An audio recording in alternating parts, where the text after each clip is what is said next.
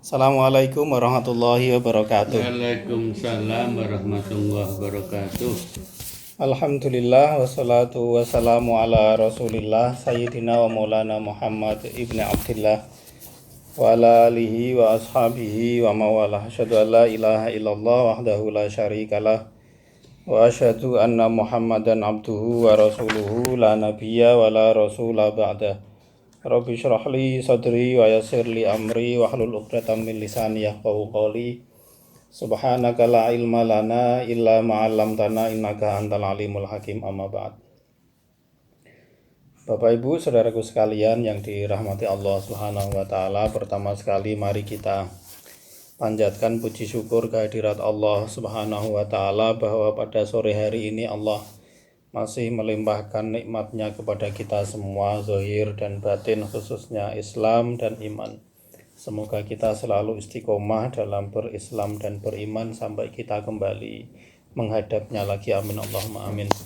Salawat dan salam semoga tercurah ke pangkuan Nabi Agung Muhammad sallallahu alaihi wasallam, panutan kita yang dengan ajaran Islam membawa keselamatan hidup bagi kita baik di dunia maupun di akhirat. Kita awali dengan baca basmalah bersama-sama. Bismillahirrahmanirrahim. Kita lanjutkan hikmah 107 dari Al-Hikam Ibnu Athaillah As-Sakandari yang disyarahi oleh Said Ramadan Al-Buti.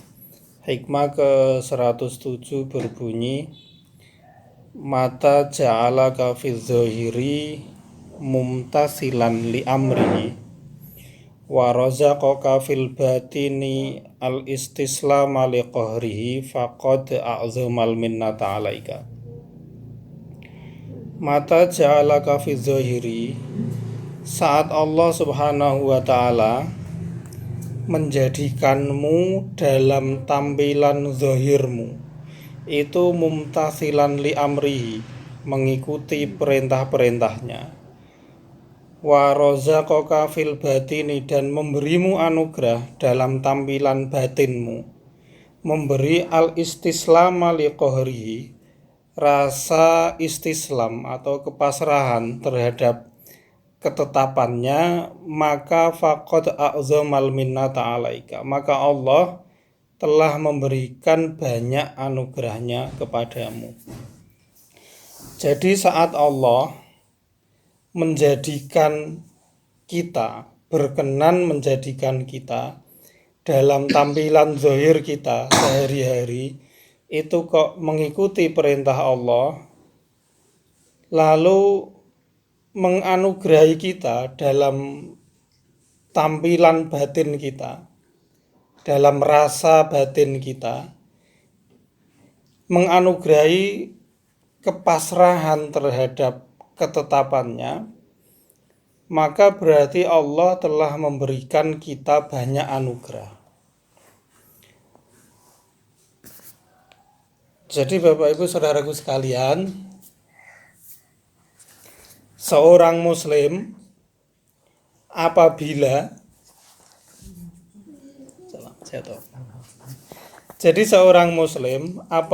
mendapati dirinya kok dimudahkan untuk melakukan amalan-amalan ketaatan, dimudahkan untuk melakukan ibadah yang diperintahkan oleh Allah, dimudahkan untuk meninggalkan atau menjauhi hal-hal haram yang dia larang. Kemudian selain itu, mendapati dirinya juga ridho dengan setiap ujian dan musibah yang menimpanya dengan sepenuh kesabaran, maka tidak ada nikmat di dunia ini yang lebih besar dari nikmat tersebut. Jadi kita seorang muslim apabila kok mendapati diri kita ini dalam tampilan zahir kita sehari-hari kok dimudahkan oleh Allah untuk melakukan amalan ketaatan, melakukan ibadah, menjauhi larangan-larangan Allah, lalu selain itu kok ya diri kita ini selalu merasa bisa ridho, dan menerima atas setiap ujian serta musibah yang menimpa kita dengan sepenuh rasa sabar, maka kemudahan kita beribadah secara zahir dan rasa istislam, ridho dan sepenuh kesabaran kita di dalam batin itu nikmat yang tiada duanya. Di zahiri kita ibadah, di batin kita selalu ridho, menerima dengan sepenuh kesabaran apa yang diujikan oleh Allah kepada kita. Nah, Bapak Ibu Saudaraku sekalian, di pertemuan kemarin dan kemarinnya lagi kan dijelaskan bahwa kita ini ya Abdullah begitu. Kita ini hambanya Allah Subhanahu wa Ta'ala yang berperan untuk menjalankan ubudiyah itu kepadanya. Nah, pelaksanaan ubudiyah ini melalui 2 tahapan supaya sempurna. Nah, 2 tahapannya ini, yaitu saat Allah menjadikan kita dalam tampilan zahir kita itu mengikuti perintahnya, lalu memberi kita anugerah dalam tampilan batin kita rasa kepasrahan, ridho dengan sepenuh kesabaran menghadapi ujiannya, maka itu anugerah terindah yang diberikan oleh Allah. Jadi pelaksanaan ubudiyah itu memang melalui 2 tingkatan atau level ini. Tingkatan pertama yang akan kita lalui adalah kita komitmen terhadap segala perintah Allah dengan sepenuh kemampuan kita. Kita juga komitmen untuk meninggalkan larangan-larangan Allah. Kemudian apabila kok kita terkalahkan oleh nafsu sehingga meninggalkan beberapa amalan yang diperintahkan atau melakukan beberapa amalan yang dilarang, maka kita akan segera kembali bertobat, menyesal, meninggalkan dosa-dosa yang kita lakukan. Itu pelaksanaan ubudiyah tingkat pertama. Berusaha, komitmen, konsisten menjalankan perintah Allah dan meninggalkan larangannya. Ketika kita karena dorongan nafsu terkalahkan, kita segera kembali teringat. Itu tingkatan pertama orang yang melaksanakan ubudiyah kepada Allah. Adapun tingkatan yang kedua adalah istislam atau pasrah, menerima terhadap musibah dan berbagai kesulitan yang menimpa kita. Pasrah yang dimaksud di sini itu adalah sabar yang disertai ridho atas apa yang ditetapkan oleh Allah Subhanahu wa Ta'ala. Kalau terhadap nikmat nggak perlu dibahas lah, karena kita pasti akan senang menerimanya. Tetapi kalau terkait dengan ujian, terkait dengan musibah begitu ya, banyak orang yang gugur di level ini. Gugur menjalankan proses ubudiyahnya di level menerima dengan ridho dan sabar atas apapun yang ditetapkan oleh Allah Subhanahu wa Ta'ala. Ini kondisi batin ya, atau rasa di dalam hati kita.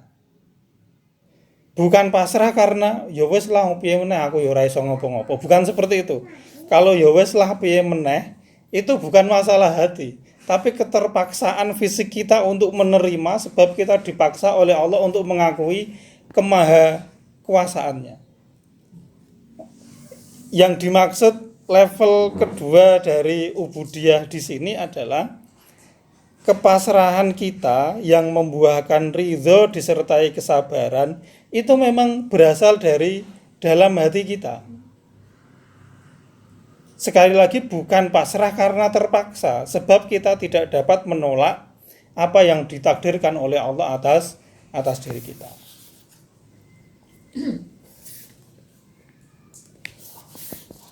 Karena gambaran umumnya seorang muslim yang ketika menjalankan perintah Allah dan meninggalkan larangannya kok tidak disertai dengan rasa ridho atas segala ketetapan Allah.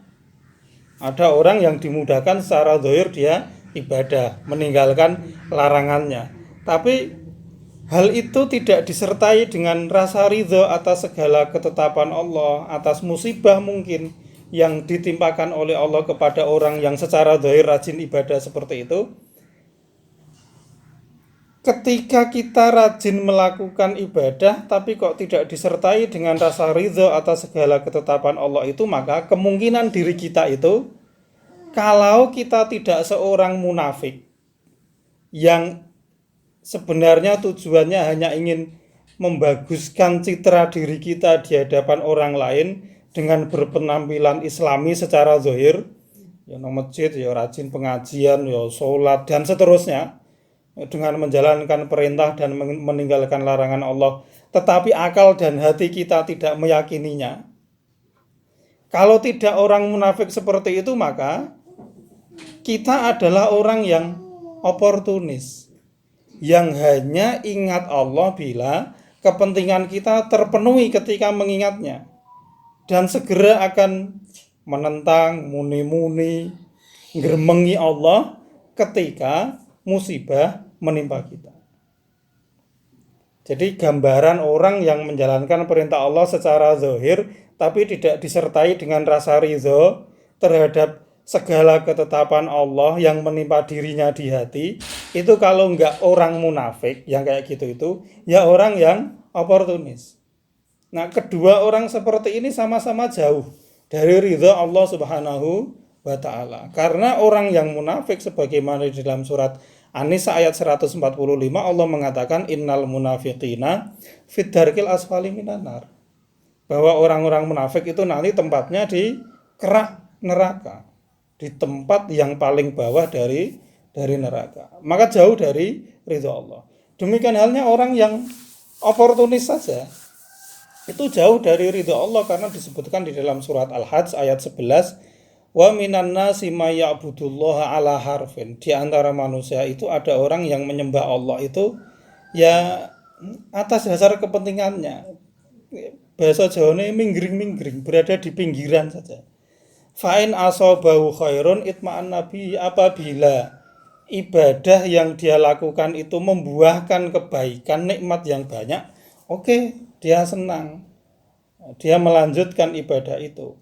Tetapi wa in asobat sufitnatun, apabila kok dengan ibadah yang sudah dia lakukan itu ternyata menyebabkan dia, atau ketika dia pun sudah ibadah ternyata masih mendapatkan musibah yang tidak menyenangkan hatinya, maka inqalaba ala wajhihi, maka dia akan berbalik arah. Yang awalnya rajin nang masjid, gara-gara nang masjid ya ora mare sugih wae ora usah nang masjid.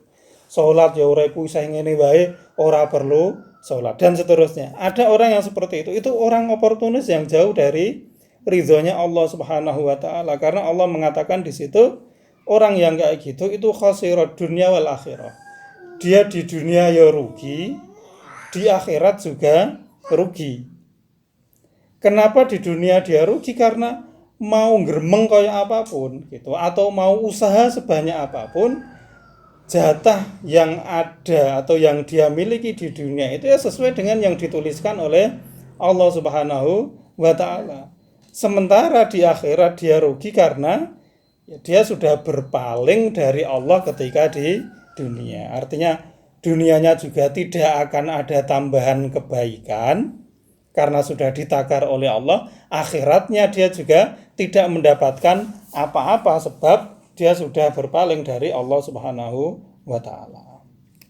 Jadi ada orang yang seperti itu. Maka Bapak Ibu Saudara sekalian, kita ketika menjalankan ubudiyah kepada Allah itu ya tampilan zahir kita memang ibadah, batin kita itu harus menerima apapun ketetapan dari Allah. Sebab kalau kita menjadi orang yang munafik atau orang yang oportunis itu tadi, kita hanya menjadikan amal ketaatan kita ini sebagai ritual tanpa penjiwaan.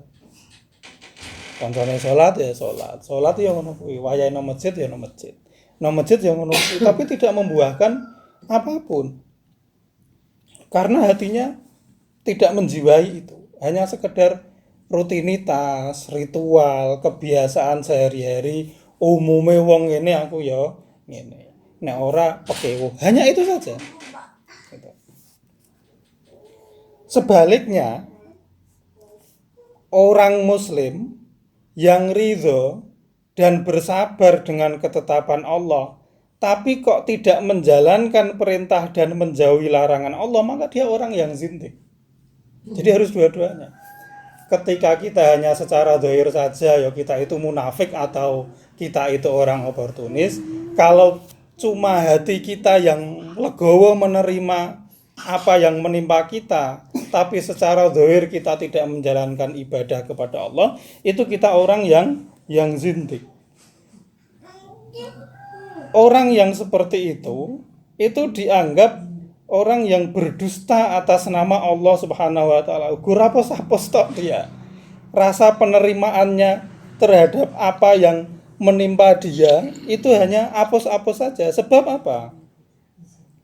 Sebab kewajiban dan larangan dari Allah itu termasuk ke dalam ketetapan Allah yang harus dia terima juga dan yang harus bersabar dalam menjalankannya. Jadi ujian dan cobaan yang dialami seorang muslim yang dia harus ridho dan sabar untuk menghadapinya itu bukan hanya berupa ujian fisik, rasa sakit, atau ujian ekonomi, kekurangan, atau musibah yang lain yang terkait dengan harta dan fisik saja, tetapi taklif atau beban yang diberikan oleh Allah berupa kewajiban, berupa larangan, itu juga ujian. Maka kan namanya taklif. Kita orang yang mukallaf, orang yang dibebani oleh Allah Subhanahu wa taala dengan beban kewajiban dan larangan. Nah, maka amalan-amalan ibadah kita, baik ibadah fi'liyah kita sholat, ibadah tarkiyah meninggalkan apa yang dilarang oleh Allah, ibadah seperti itu sebenarnya adalah beban kita yang juga harus kita terima secara ridho dan sabar. Maka dinamakan sebagai taklif. Nah, oleh karena itu kalau memang orang itu tulus dalam kepasrahannya terhadap ketetapan Allah secara ridho dan sabar, kalau kita ini loh terhadap musibah-musibah yang menimpa kita itu memang kita benar-benar ridho dan sabar, maka ketulusan itu pun harus terlihat asarnya pada kesabaran dan keridhoan kita dalam menjalankan perintah dan larangan Allah. Kudune ngono. Ketika batin kita ini bisa menerima apapun yang menimpa kita sebagai musibah yang ditimpakan oleh Allah kepada kita, maka kita pun secara zahir harus bisa menerima bahwa sholat kita, puasa kita, dan ibadah-ibadah kita itu juga musibah atau beban yang diberikan oleh Allah kepada kita. Maka orang yang tidak menjalankan perintah Allah dan yang melanggar larangannya, lalu kok dia mengaku diri sebagai orang yang pasrah terhadap ketetapan Allah, maka dia orang yang bohong. Hal pertama yang membuktikan kebohongan pengakuan orang itu adalah perilakunya sendiri yang bertentangan dengan aturan Allah Subhanahu wa taala. Katanya kamu pasrah, katanya kamu ridho dan sabar terhadap apapun perintah Allah, terhadap apapun cobaan Allah Subhanahu wa taala. Lah ketika Allah mentaklif kamu, membebani kamu dengan sholat, katanya kamu orang yang sabar dan ridho, kok enggak mau sholat? Berarti pengakuan kamu yang kayak gitu itu bohong. Gitu. Karena Bapak Ibu rahimakumullah, saudaraku sekalian ya, sebagian orang itu ada yang menganggap bahwa Islam itu yang penting atine apik. Yang penting niatnya lurus. Yang penting menjaga nilai-nilai Islam, yaitu ya wong Islam kudu adil, menunaikan hak dan berakhlak baik. Kalau sudah bisa seperti itu, ya enggak perlu lagi melakukan sarana-sarana untuk meraih nilai-nilai luhur Islam tersebut seperti sholat, seperti puasa, seperti ibadah-ibadah yang lain. Mereka beralasan kan ya Nabi sendiri bilang bahwa innama bu'istu liutami mamakarimal akhlak, sesungguhnya aku diutus oleh Allah untuk menyempurnakan akhlak yang mulia. Jadi tujuan dari agama ini adalah menjadikan pemeluknya itu berakhlak mulia. Sementara perintah-perintah Allah, larangan-larangan Allah dalam agama itu hanyalah sarana untuk mewujudkan akhlak mulia tersebut. Maka apabila tujuannya sudah tercapai, ya nggak perlu lagi melakukan sarananya. Kan ada orang yang berpikir seperti itu. Lah kata Al-Buti bahwa anggapan seperti itu cacat logika. Anggapan seperti itu nggak benar. Kenapa? Karena salah satu hal yang menunjukkan kebaikan akhlak seseorang itu adalah ketika orang tersebut mau menunaikan hak.